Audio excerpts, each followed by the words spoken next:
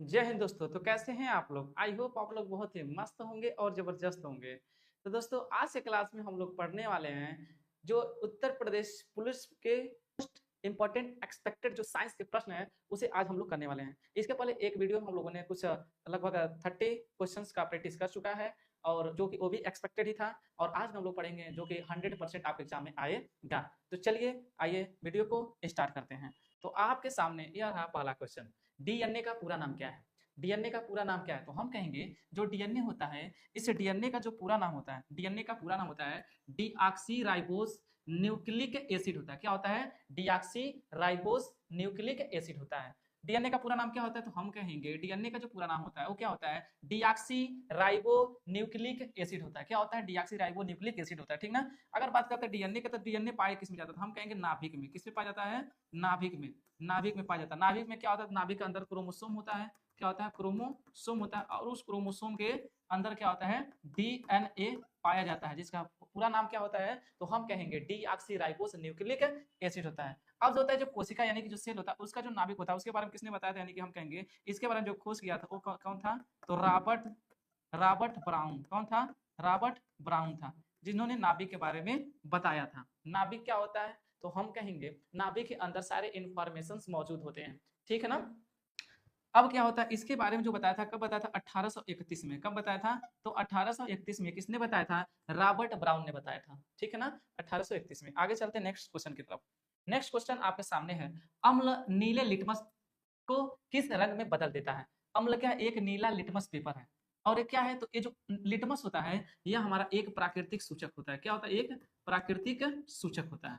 क्या होता है? तो हम कहेंगे एक प्राकृतिक सूचक होता है। तो जो लिटमस पेपर होता है यह एक प्राकृतिक सूचक होता है। और अम्ल को क्या कर देता है? तो अम्ल जो होता है, अम्ल जो होता है नीले लिटमस पेपर को लाल कर देता है। इसको याद करने का ट्रिक आपको हम बता देते हैं हम कि अनिल क्या हो जाएगा?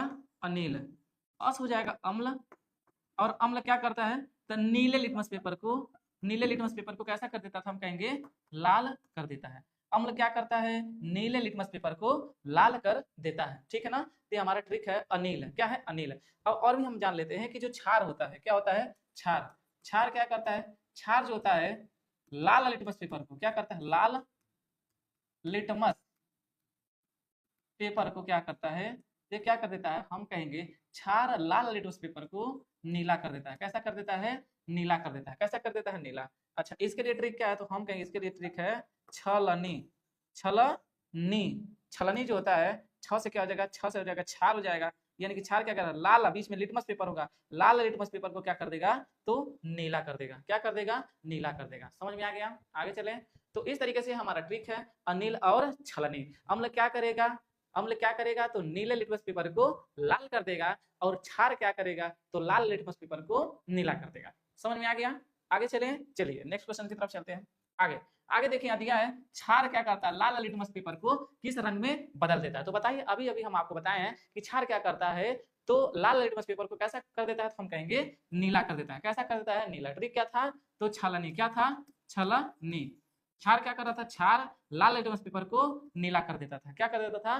लाल लिटमस पेपर को नीला कर देता था। ओके, समझ में आ गया? आगे चले। चलिए आगे चलते हैं नेक्स्ट क्वेश्चन की तरफ। यहाँ पे नेक्स्ट क्वेश्चन कह रहा है कि ध्वनि निर्वात में क्यों नहीं चलती है? जो ध्वनि होता है वो निर्वात में क्यों नहीं चलता है? तो हम कहेंगे जो ध्वनि होता है, क्या होता है? ध्वनि। ध्वनि को चलने के लिए क्या चाहिए? तो हम कहेंगे ध्वनि को चलने के लिए माध्यम चाहिए। क्या चाहिए? माध्यम चाहिए। और वो माध्यम कोई भी माध्यम हो सकता है, ठोस हो सकता है, द्रव हो सकता है और गैस। ये जो माध्यम हो सकते हैं, ठोस हो सकता है माध्यम में, द्रव हो सकता है और क्या हो सकता है? गैस। बात आती है कि जो ध्वनि होता है तो ठोस में चल सकता है, द्रव में चल सकता है और गैस में चलता है। लेकिन यहाँ पे कह रहा निर्वात में क्यों नहीं चल सकता है? तो हम कहेंगे जो निर्वात होता है, निर्वात एक ऐसा शून्य जगह होता है, एक ऐसा खाली स्थान होता है जहां पे कोई भी वायुमंडल नहीं होता है, कोई भी धातु के कण, कोई भी छोटे छोटे पार्टिकल भी मौजूद नहीं, एकदम स्पेस, एकदम खाली जगह होता है। तो अगर खाली जगह रहेगा तो बताइए क्या जो ध्वनि होती है, कंपन कैसे होगा? जब पार्टिकल होंगे तभी तो। यानी कि वहां पे पार्टिकल नहीं होते हैं तो पार्टिकल नहीं होगा तो टकराएगा कैसे? और टकराएगा नहीं तो कंपन कैसे होगा? और कंपन नहीं होगा तो बताइए ध्वनि क्या होगा? वहां पे सुनाई देगा तो नहीं, तो क्या ध्वनि चल पाएगी? नहीं। तो हम कहेंगे ध्वनि को चलने के लिए एक माध्यम की आवश्यकता होती है। ध्वनि को चलने के लिए किसकी आवश्यकता होती है? तो हम कहेंगे माध्यम की आवश्यकता होती है। और यहाँ पर इसलिए नहीं चल पाता है क्योंकि माध्यम के अभाव में, माध्यम के अभाव में यहाँ पे कोई माध्यम नहीं होता, इसीलिए हम कहेंगे निर्वात में ध्वनि नहीं ट्रेवल करती है। ठीक है, चलिए आगे चलते हैं नेक्स्ट क्वेश्चन की तरफ। नेक्स्ट क्वेश्चन आपके सामने आ गया, एलपीजी का मुख्य घटक क्या है? तो हम कहेंगे जो एलपीजी होता है, एलपीजी का जो मुख्य घटक होता है वो कौन होता है? तो ब्यूटेन होता है। क्या होता है? ब्यूटेन होता है। क्या होता है? ब्यूटेन। अच्छा, इसका जो सूत्र है वो बताइए क्या होता है? इसका जो रासायनिक सूत्र होता है क्या होता है? C4H10 होता है। क्या होता है? C4H10 होता है। इसका रासायनिक सूत्र होता है किसका? ब्यूटेन का। ब्यूटेन का जो रासायनिक सूत्र होता है C4H10 होता है। ठीक है, चलिए आगे चलते हैं। नेक्स्ट आपके सामने सीएनजी का मुख्य घटक क्या होता है? तो हम कहेंगे सर सीएनजी का जो मुख्य घटक होता है वो क्या होता है? मीथेन होता है। क्या होता है? मीथेन। इसका रासायनिक सूत्र क्या होता है? हम कहेंगे CH4 होता है। आपको याद होना चाहिए, ये छोटा छोटा क्वेश्चन आपके एग्जाम में आएगा और जो नहीं पढ़ा रहेगा वो क्या कर देगा? गड़बड़ कर देगा। इसीलिए आपको छोटी छोटी जानकारियां आपको आनी चाहिए। ठीक है, एग्जाम में बहुत हाईली बहुत डीपली नहीं पूछा जाएगा, क्योंकि आपको पता है कि यूपीपी के एग्जाम में साइंस का बहुत डीपली क्वेश्चन नहीं पूछा जाता है। ठीक है ना, वही बेसिक नॉलेज होना चाहिए, और इसी बेसिक नॉलेज के बारे में जिसको जानकारी नहीं होता वो क्या करता है? क्वेश्चन को गलत कर देता है। ठीक है ना, चलिए अब आगे चलते हैं। मानव शरीर का सामान्य तापमान क्या होता है? तो हम कहेंगे जो मानव शरीर का सामान्य तापमान होता है क्या होता है? 37 डिग्री सेल्सियस होता है। क्या होता है? 37 डिग्री सेल्सियस होता है। कभी भी देखिए, और अगर हम बात करें फारेनहाइट में, तो फारेनहाइट में 98.6 डिग्री फारेनहाइट होता है। कभी कभी लोग कह देते हैं कि जो मनुष्य के शरीर का तापमान होता है वो क्या होता है? 98 डिग्री सेल्सियस। कितना आ गया? 98 डिग्री सेल्सियस। जबकि ये क्या होता है हमारा? गलत है। 98 डिग्री 100 डिग्री सेल्सियस पे क्या होता है? बॉयल होने लगता है कोई भी चीज का, पानी क्या करता है? भाप बनने लगता है। अब बताइए, अगर इंसान का टेम्परेचर उतना हो जाएगा तो फिर तो इंसान भी भाप बनना शुरू हो जाएगा। तो इसलिए हम कहेंगे जो मनुष्य का जो अगर फारेनहाइट में इसका तापमान क्या होता है, तो हम कहेंगे फारेनहाइट में 98.6 डिग्री होता है। क्या होता है? 98.6 डिग्री। और वही आपसे पूछा जाएगा डिग्री सेल्सियस में, तो कहेंगे आप क्या कहेंगे कि 37 डिग्री सेल्सियस होता है। क्या होता है? 37 डिग्री सेल्सियस होता है। ठीक है ना, ये बहुत ही मोस्ट एक्सपेक्टेड क्वेश्चन है, जो कि एग्जाम में कई बार आया है और इस बार भी आने की संभावना है, और 100% यहाँ से आपको क्वेश्चन मिलने वाला है। ठीक है ना, चलिए मलेरिया किसके द्वारा फैलता है? तो मलेरिया किसके द्वारा फैलता है? तो मलेरिया एक मच्छर के ही द्वारा फैलता है। जब मच्छर काटेगा तो आपको फैलेगा, लेकिन उस मच्छर में नर मच्छर होती है कि मादा?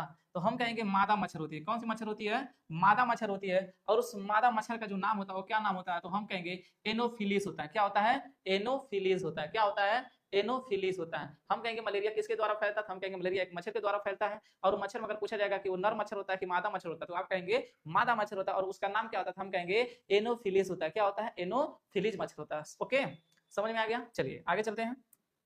नेक्स्ट क्वेश्चन आपके सामने यहाँ पे आ गया, टीबी रोग किस जीवाणु से होता है? टीबी रोग किस जीवाणु से होता है? तो हम कहेंगे टीबी जो रोग होता है वो किस जीवाणु से होता है? तो माइकोबैक्टीरिया। क्या होता है? माइकोबैक्टीरियम होता है। और उसका पूरा नाम जो होता है माइकोबैक्टीरियम ट्यूबरकुलोसिस होता है। क्या होता है? माइक्रोबैक्टीरियम ट्यूबरकुलोसिस होता है। ठीक है, समझ में आ गया? आगे चलते हैं। नेक्स्ट देखिए आपके सामने जो 10वां क्वेश्चन है, निर्वात प्रकाश की गति कितनी होती है? तो हम कहेंगे जो निर्वात प्रकाश की गति होती है वो क्या होती है? तो 3 × 10⁸ मीटर प्रति सेकंड होती है। क्या होती है? 3 × 10⁸ मीटर प्रति सेकंड होती है। यह क्या होती है? निर्वात प्रकाश की गति होती है। ठीक है ना, और कहीं कहीं गति को क्या लिख देते हैं? चाल भी लिख देते हैं। ठीक है, आगे चलिए। नेक्स्ट आ गया आपके सामने जो समतल दर्पण है, जिसे हम लोग इंग्लिश में प्लेन मिरर कहते हैं। प्लेन मिरर में बनने वाला प्रतिबिंब कैसा होता है? प्लेन मिरर कौन सा होता है? यानी कि वही मिरर होता है जिस मिरर में हम अपना थोबड़वा को सुबह और शाम दोपहरिया देखते हैं। ठीक है, जैसे ही आपका प्लेन मिरर हो गया, और इस प्लेन मिरर में क्या कर रहे हैं? आप अपने आप को देख रहे हैं। क्या कर रहे हैं? अपने आप को देख रहे हैं। तो जब आप देखेंगे तो जैसा आप हैं वैसा ही तो इसके अंदर इमेज बनेगा। बताइए, जैसा आप हैं वैसा ही तो इसके अंदर इमेज बनेगा। तो कहेंगे यस, यानी कि आप सीधा है तो इमेज भी आपका कैसा बनेगा? सीधा बनेगा। और इमेज की प्रकृति आपको पता होना चाहिए। इसमें जो प्रतिबिंब होता है, 2 प्रकार का प्रतिबिंब बनता है। कितने प्रकार का? 2 प्रकार का। एक प्रतिबिंब होता है उसे हम लोग बोलते हैं वास्तविक प्रतिबिंब होता है। दूसरा हमारा क्या होता है? आभासी होता है। क्या होता है? आभासी। जो वास्तविक प्रतिबिंब होता है हमेशा क्या होता है? तो हम कहेंगे उल्टा होता है। क्या होता है? उल्टा होता है। क्या होता है? उल्टा। और जो उल्टा होता है इसलिए इसको हम किससे प्राप्त करते हैं? तो पर्दे पर। किस पे प्राप्त करते हैं? पर्दे या किसी स्क्रीन पर प्राप्त करते हैं। ठीक है, समझ में आ गया? तो वास्तविक प्रतिबिंब हमेशा कैसा होगा? उल्टा होगा। और उसे हम कहां पर देखेंगे? तो हम कहेंगे पर्दे स्क्रीन पर। अब यहाँ हम देखते हैं जो आभासी प्रतिबिंब होता है। आभासी प्रतिबिंब कैसा होता है? हम कहेंगे जो आभासी प्रतिबिंब होता है वो हमेशा कैसा बनता है? सीधा बनता है। कैसा बनता है? सीधा बनता है। ठीक है, आगे चले। अब देखिए आगे यहाँ पे आते हैं हम इस प्रश्न पे। तो यहाँ पे देखिए, यहाँ पे जो ऑब्जेक्ट है यानी कि आप हैं, कोई भी ऑब्जेक्ट हो, देखिए उसका इमेज कैसा बन रहा है? सीधा बन रहा है। तो जब भी सीधा बनेगा तो वो कौन सा होगा? तो हम कहेंगे आभासी होगा। कौन सा होगा? आभासी होगा। अरे किस में होगा? तो हम कहेंगे कौन से दर्पण है? तो हम कहेंगे समतल दर्पण है। कौन सा है? समतल दर्पण। तो हम कहेंगे समतल दर्पण में जो प्रतिबिंब बनता है वो कैसा होता है, तो आभासी एवं सीधा होता है और साइज में आकार में क्या होता है, तो समान होता है। ठीक है, समझ में आ गया। चलिए आगे चलते हैं। नेक्स्ट क्वेश्चन आपके सामने, इलेक्ट्रॉन पर कौन सा आवेश होता है, तो आपको पता होना चाहिए जो इलेक्ट्रॉन होता है, इलेक्ट्रॉन पे ऋणावेश होता है, यानी कि ऋणात्मक, यानी कि इस तरीके से इलेक्ट्रॉन पे नेगेटिव चार्ज होता है। ठीक है, इलेक्ट्रॉन पे कौन सा चार्ज होता है, तो हम कहेंगे इलेक्ट्रॉन पर नेगेटिव चार्ज होता है। बहुत ज्यादा जानकारी लेने की जरूरत नहीं है इसके बारे में। इस अब देखिए सोडियम का रासायनिक प्रतीक क्या है, हम कहेंगे सोडियम का रासायनिक प्रतीक क्या है, तो कहेंगे Na है। आपको जानकारी होनी चाहिए कि सोडियम का जो परमाणु क्रमांक होता है, परमाणु क्रमांक, जो सोडियम का जो परमाणु क्रमांक होता है वो क्या होता है, तो हम कहेंगे 11 होता है। और इसका जो परमाणु द्रव्यमान है, यानी हम कहेंगे जो द्रव्यमान संख्या है, द्रव्यमान संख्या वो क्या है, हम कहेंगे 23 है। तो ये दोनों आपको क्या होने चाहिए, याद होने चाहिए, एग्जाम में पूछ सकता है आपसे। नेक्स्ट देखिए आपके सामने, यहाँ पे देखिए पूछा जा रहा है लोहे में जंग लगना किस प्रकार की अभिक्रिया है। तो जो लोहे में जो जंग लगने की जो अभिक्रिया है उसे हम लोग बोलते हैं ऑक्सीकरण बोलते हैं। क्या बोलते हैं, ऑक्सीकरण बोलते हैं। क्या बोलते हैं, तो हम कहेंगे ऑक्सीकरण बोलते हैं। अब देखिए ऑक्सीकरण यानी कि यह जो लोहे पे जब जंग लगता है, इसको हम लोहे पे जो जंग लगता है, क्या लगता है, लोहे पे जंग लगना, लोहे पे जंग लगना, इसको हम लोग संक्षारण बोलते हैं। क्या बोलते हैं, संक्षारण बोलते हैं। क्या बोलते हैं, संक्षारण, इंग्लिश में इसे कोरोजन बोलते हैं। क्या बोलते हैं, कोरोजन यानी कि संक्षारण। अब ये जो अभिक्रिया होती थी किसकी, वायु की उपस्थिति में होती है। किसकी उपस्थिति होगी, जब भी जंग लगेगा, जब भी लोहे पे क्या लगेगा, लोहे पे जब भी जंग लगेगा, जब भी लोहे पे जंग लगेगा तो क्या होगा, हम कहेंगे जंग लगने का रीजन होगा कि वहां पे ऑक्सीजन की क्या होगी, ऑक्सीजन की उपस्थिति होगी, प्लस वहां पे नमी होगी, यानी कि पानी होगा।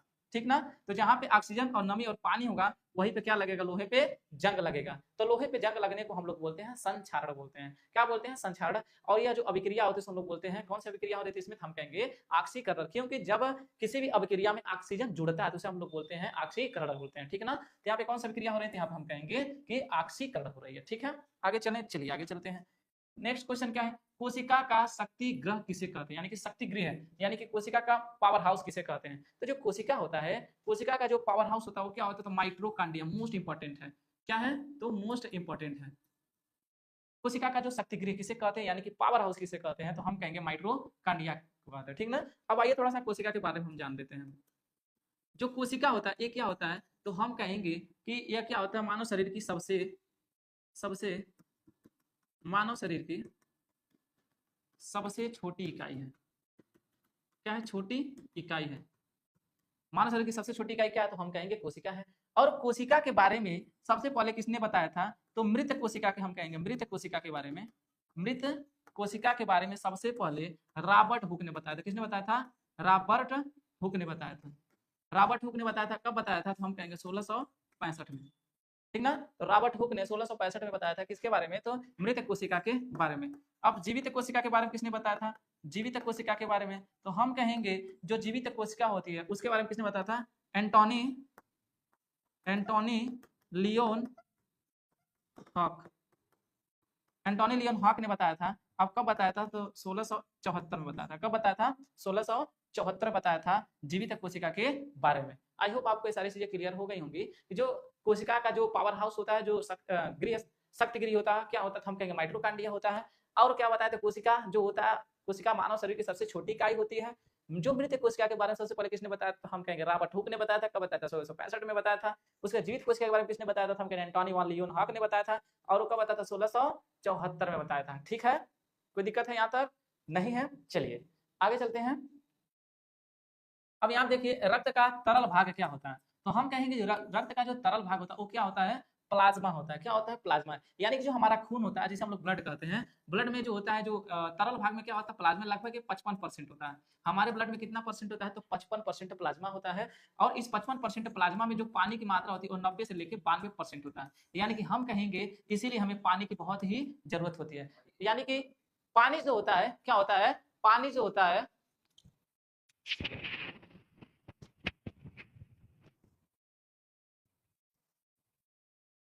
अब हम कहेंगे जो रक्त का तरल भाग क्या होता है, तो हम कहेंगे प्लाज्मा होता है। और प्लाज्मा कितना परसेंट होता है ब्लड में, तो हम कहेंगे 55% होता है। और इसमें जो पानी की मात्रा होती है वो 90 से 92%। और हमारे ब्रेन में भी जो न्यूरॉन होता है उसमें भी लगभग 90% पानी होता है। इसीलिए हमको ज्यादा ज्यादा पानी पीना चाहिए, क्योंकि हमारी बॉडी का हर एक जितने भी जो मेन पार्ट है जिनका अलग अलग फंक्शन है उनको किससे बना है, तो हम कहेंगे वाटर यानी कि पानी से ही बना। इसलिए पानी की मात्रा आपके शरीर में होनी चाहिए और ज्यादा से ज्यादा पानी आप लोग पिया करिए, ठीक है ना। तो 90 से, अब इसमें देखिए एक फाइब्रोनोजेन क्या होता है, एक फाइब्रोनोजेन,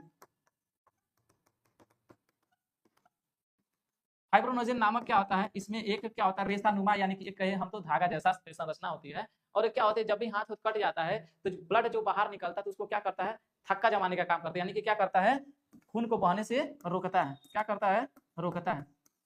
क्या करता है, खून को बाहर आने से क्या करता है, रोकता है। तो रक्त का तरल भाग क्या कहलाता है, प्लाज्मा कहलाता है। ये सारी चीजें क्या आपको क्लियर हो गई।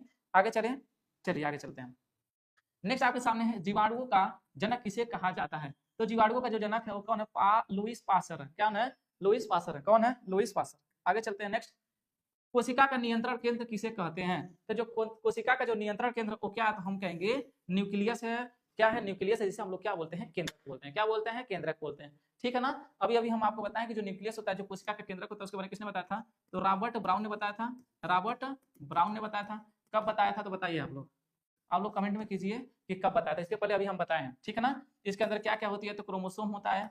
क्या होता है, क्रोमोसोम होता है। और उस क्रोमोसोम के अंदर क्या होता है, हमारा डीएनए और आरएनए सारी चीजें उसमें मौजूद होते हैं। आरएनए, ठीक है ना। तो डीऑक्सी राइबोस न्यूक्लिक एसिड होता है, राइबोस न्यूक्लिक एसिड होता है आरएनए का पूरा नाम, ठीक है। समझ में आ गया। चलिए आगे चलते हैं। इससे ज्यादा आपको पढ़ने की जरूरत नहीं है, बहुत ज्यादा डीपली आप मत पढ़िए। बहुत ज्यादा डीपली पढ़ेंगे तो फिर वही समस्या होगा कि पढ़ के जाएंगे कुछ और आ जाएगा कुछ और। तो इसीलिए बहुत ज्यादा आपको डीपली पढ़ने की जरूरत नहीं है। जो एक्सपेक्टेड है, जो हमको लग रहा है कि एग्जाम में आएगा और जो एग्जाम में आया है वही आपको हम यहाँ पे करवा रहे हैं, ठीक है ना। इसलिए ज्यादा इसके बारे में आपको बता नहीं रहे हैं। चलिए आगे चलते हैं। यहाँ पे देखिए विटामिन डी की कमी से कौन सा रोग होता है, तो हम कहेंगे रिकेट्स होता है। क्या होता है, रिकेट्स होता है। क्या होता है, रिकेट्स होता है। बताइए विटामिन डी, सबसे ज्यादा विटामिन डी की मात्रा हमको किससे मिलती है, तो हम कहेंगे सूर्य से, यानी कि सूर्य के प्रकाश से। किसे मिलती है, सूर्य के प्रकाश से। अब आप लोग बताइए जो विटामिन डी होती है, विटामिन डी का जो होता है रासायनिक नाम क्या होता है, तो हम कहेंगे इसका क्या नाम होता है, कैल्सीफेरॉल होता है। क्या होता है, कैल्सीफेरॉल होता है। क्या होता है, कैल्सीफेरॉल होता है, ठीक है ना। इसके कमी से क्या होता है, रिकेट्स हो जाता है। क्या होता है, रिकेट्स होता है। चलिए आगे चलते हैं। नेक्स्ट क्वेश्चन आपके सामने आ गया। विटामिन ए की कमी से कौन सा रोग होता है, तो हम कहेंगे जो विटामिन ए होता है इसकी कमी से कौन सा रोग होता है, तो हम कहेंगे रतौंधी होता है। कौन सा होता है, रतौंधी होता है। क्या होता है, रतौंधी होता है, ठीक ना। तो विटामिन ए की कमी से कौन सा रोग होता है, रतौंधी होता है, ठीक। चलिए आगे चलते हैं। नेक्स्ट क्या है, रक्त का थक्का बनने में कौन सा सहायक होता है, तो हम कहेंगे प्लेटलेट्स। कौन होता है, प्लेटलेट्स होता है। कौन होता है, प्लेटलेट्स। अगर हम बात करें किस विटामिन की उपस्थिति के कारण होता है, किस विटामिन की उपस्थिति के कारण होता है, तो हम कहेंगे विटामिन के की उपस्थिति के कारण क्या होता है, रक्त का थक्का जमता है। अगर विटामिन के है तभी क्या होगा, हमारा रक्त में थक्का जमेगा, ठीक है ना। अगर नहीं तो रक्त का थक्का नहीं जमेगा। समझ आ गया, ठीक है। आगे चले। अब बताइए कमेंट में कि जो विटामिन के है इसका रासायनिक नाम क्या है, बताइए। इंसुलिन का स्राव किस ग्रंथि से होता है, इसके पहले आपको हमें करवा चुके हैं। जो इंसुलिन का जो स्राव करता है वो कौन करता है, पैनक्रिया, जिसे हम लोग बोलते हैं अग्नाशय बोलते हैं। क्या बोलते हैं, अग्नाशय बोलते हैं। हमारे लीवर से क्या होता है, ऊपरी साइड में होता है, ठीक है ना। अब यहाँ देखिए हमारे सामान्य नमक रासायनिक सूत्र क्या होता है, तो जो सामान्य नमक होता है उसका रासायनिक सूत्र क्या होता है, सोडियम क्लोराइड होता है, जिसे हम लोग क्या बोलते हैं, NaCl बोलते हैं। क्या बोलते हैं, NaCl, सोडियम क्लोराइड। और किसी भी सूत्र में अगर आपको वहाँ पर सोडियम दिख रहा है इसका मतलब खाने वाला है। क्या है, सोडियम यानी कि खाने वाला है, ठीक ना। जैसे अभी आपको दिखाते हैं और याद करवाते हैं, जैसे खाने का सोडा होता है, तो जो खाने वाला सोडा होता है वो क्या होता है, तो हम कहेंगे सोडियम बाइकार्बोनेट होता है, NaHCO3 होता है, सोडियम बाइकार्बोनेट। इसी को हम लोग बोलते हैं खाने वाला सोडा। खाने का सोडा जो खाना वाना में पड़ता है, क्या पड़ता है, खाना वाना में पड़ता है, तो खाने वाला सोडा का नाम सोडियम बाइकार्बोनेट होता है, ठीक ना, NaCO3। आगे आपके सामने देखिए यहाँ पे आ गया, खाने का सोडा का रासायनिक नाम क्या है, तो क्या है, सोडियम बाइकार्बोनेट है। क्या है, सोडियम बाइकार्बोनेट। खाने वाले सोडा का क्या नाम है जी, तो सोडियम बाइकार्बोनेट है, ठीक है। अब देखिए जो सिरके में कौन सा अम्ल पाया जाता है, तो सिरके में जो अम्ल पाया जाता है वो किसमें पाया जाता है, तो हम कहेंगे इसमें जो पाया जाना अम्ल होता है एसिटिक होता है। क्या होता है, एसिटिक अम्ल होता है। क्या होता है, एसिटिक। सिरके में कौन सा अम्ल पाया जाता है, तो एसिटिक होता है। नींबू में कौन सा अम्ल पाया जाता है, तो हम कहेंगे साइट्रिक होता है। क्या होता है, साइट्रिक। कुछ लोग इसे सिट्रिक भी पढ़ते हैं, तो हम कहेंगे जो नींबू में कौन सा अम्ल पाया जाता है, हम कहेंगे साइट्रिक या सिट्रिक, ठीक है। आगे देखिए, पीएच का मान 7 क्या दर्शाता है, तो हम कहेंगे जो 7 होता है किसको बताता है, वो न्यूट्रल को बताता है, यानी कि उदासीन को बताता है। आप लोगों ने पढ़ा होगा पीएच मान, यहाँ पे क्या होता है हमारा 7 होता है, यहाँ पे 0, यहाँ पे होता है 14। तो जो 7 से कम होता है वो क्या होता है, अम्लीय होता है, यानी कि अम्लीय होता है, क्या कहेंगे हम, अम्ल होता है। और क्या होता है उससे ज्यादा वाला क्या हम कहेंगे, तो क्षार होता है। और 7 पे क्या हो जाता है, हम कहेंगे सर जी उदासीन हो जाता है। ठीक है ना, इससे ज्यादा आपको जानने की जरूरत नहीं है। जो 7 से कम होगा उसे अम्लीय बोलेंगे, जो ज्यादा उसे हम क्या बोलेंगे, 7 से क्षारीय बोलेंगे, और जो 7 से ज्यादा उसे हम क्या बोलेंगे, उदासीन बोलेंगे। ठीक है ना, चलिए आगे चलते हैं। नेक्स्ट क्वेश्चन आपके सामने, सोना का रासायनिक प्रतीक क्या है। तो सोना का क्या रासायनिक, एयू, क्या है, एयू। सोना आओ, कहते हैं ना सोना आओ, ये सोना आओ ना, तो अपने सोना को क्या कहते हो आप, आओ सोना। तो आओ से हम याद कर लेंगे, एयू आप कौन सा हो जाएगा प्रतीक, तो सोना, आओ सोना। यहाँ पे देखिए चांदी का रासायनिक प्रतीक, तो चांदी का रासायनिक प्रतीक क्या होगा, एजी होगा। इसे भी आप याद कर सकते, कैसे कहते हैं, एजी सुनी ना, हमके थोड़ा सा चांदी के पायल ले एक बार, का ले एक बार, तो चांदी के पायल ले एक बार। तो कैसे बुलाती हैं सब औरतें अपने हस्बैंड जी को, कहेंगे ए जी सुनी ना, हमके का लेना है, चांदी के पायल। तो ए जी चांदी के पायल ले एक बार, ए जी यानी कि चांदी का क्या हो जाएगा, ए जी हो जाएगा। ठीक है, नेक्स्ट, सबसे भारी धातु कौन सी है। तो हम कहेंगे जो सबसे भारी धातु वो कौन सी है, तो कहेंगे ऑस्मियम है। क्या है, ऑस्मियम है। कौन सी है, ऑस्मियम है। ठीक है ना, कौन सी है, ऑस्मियम है। नेक्स्ट आपके सामने, सबसे हल्की धातु कौन सी है। तो जो सबसे हल्की धातु होती है वो कौन सी होती है, तो हम कहेंगे सर जी लिथियम होता है। कौन सा होता है, लिथियम होता है। कौन सा होता है, लिथियम। सबसे हल्की धातु कौन सी है, तो हम कहेंगे लिथियम होता है। ठीक है, अब यहाँ पर नेक्स्ट आपके सामने गुरुत्वाकर्षण का नियम किसने दिया था, तो आप सबको पता होना चाहिए जो गुरुत्वाकर्षण का जो नियम दिया था वो न्यूटन चचा ने दिया था। किसने दिया था, न्यूटन, जिसे हम लोग पूरा प्यार से कहते हैं आइजैक न्यूटन। क्या बोलते हैं, आइजैक न्यूटन। नेक्स्ट क्वेश्चन आपके सामने, विद्युत बल्ब का जो फिलामेंट होता है वो किसका बना होता है, तो हम कहेंगे टंगस्टन का बना होता है। किसका बना होता है, टंगस्टन का बना होता है। तो इसका जो फिलामेंट होता है किसका बना होता है, टंगस्टन का बना होता है। ठीक है ना, अब और भी इससे ज्यादा मतलब विद्युत बल्ब के बारे में और भी आपको जानना है, इससे रिलेटेड और भी जानकारी चाहिए, इसके पहले वाले वीडियो हम बहुत ही अच्छी तरीके से उसमें एक्सप्लेन कर दिए हैं। मैं ज्यादा नहीं समझाऊंगा क्योंकि वीडियो बहुत ज्यादा बड़ा हो जाएगा और आप लोगों के लिए रिवीजन करना है, क्योंकि बहुत दिन एग्जाम नहीं रह गया, लगभग 2 दिन और है, इसीलिए बहुत तेज हम चलते हैं। देखिए प्रकाश वर्ष किसका इकाई है, तो हम कहेंगे प्रकाश वर्ष किसका होता है, दूरी, क्योंकि प्रकाश वहां से आता है तो दूरी तो तय करता है। हम कहेंगे यहाँ से यहाँ तक की जो लंबाई होती है वही दूरी होती है। हम कहेंगे प्रकाश वर्ष किसका इकाई है, तो हम कहेंगे दूरी का इकाई है। क्या होता है, इकाई। और क्या होता है, इसका खगोलीय भी इकाई होता है, खगोलीय इकाई होता है। ठीक ना, आपको याद होना चाहिए। और यहाँ देखें, सूर्य से पृथ्वी तक प्रकाश पहुंचने में कितना समय लगता है, तो लगभग कितना लगता है, 8 मिनट और 20 सेकंड का समय लगता है। सूर्य से पृथ्वी तक प्रकाश पहुंचने में कितना समय लगता है, तो हम कहेंगे लगभग 8 मिनट 20 सेकंड का समय लगता है। ठीक है, आगे चलते हैं।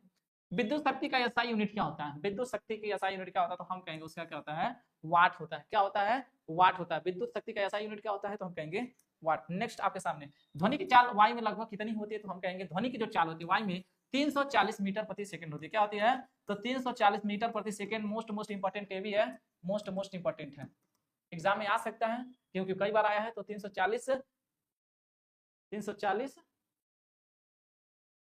मीटर प्रति सेकंड। नेक्स्ट क्वेश्चन आपके सामने, बैटरी में कौन सी ऊर्जा संचित होती है।